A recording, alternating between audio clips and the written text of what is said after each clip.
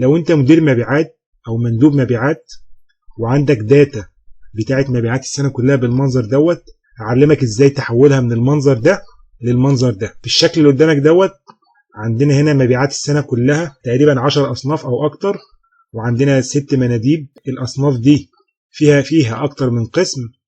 المبيعات الشهور اهيت، والكوارتر 1 وكوارتر 2 وكوارتر 3 وهكذا. لو أنا محتاج أشوف مبيعات المندوب الأولاني لوحده بضغط عليه كده، لاحظ معايا الديناميك دي كده. المندوب الثاني، مبيعات المندوب الثالث، أعرف كل مندوب بايع في شهر كام أقل من الشهر الأولاني، المندوب الخامس وهكذا.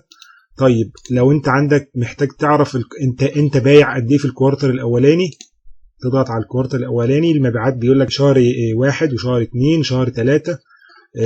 طيب كوارتر 2 4 و5 و6. النقطة دي هتفيدك لو انت مدير مبيعات وعندك اكتر من مندوب على الترابيزة، تعرف كل مندوب فيهم. يعني مثلا هنا الغربية محققة اعلى تارجت في الكوارتر الثاني، لو جيت في الكوارتر الاولاني هيلاقي كفر الشيخ هي اللي شايله الترابيزة. في الكوارتر الثالث هلاقي الغربية برضو هي اللي شايله الترابيزة. اجمالي السنة كلها كفر الشيخ هي اللي اعلى تحقيق. لاحظ معايا برضو ده الفرق بين الكوارتر 1,200,000 الكوارتر الثاني الكوارتر الثالث. طيب كمان تقدر لو انت شغال في شركة أدوية او شغال على اكتر من موزع، تقدر مثلا في الكوارتر الثالث تعرف مبيعات الكوارتر الثالث شهرين بس، انت بعت في شهرين بس.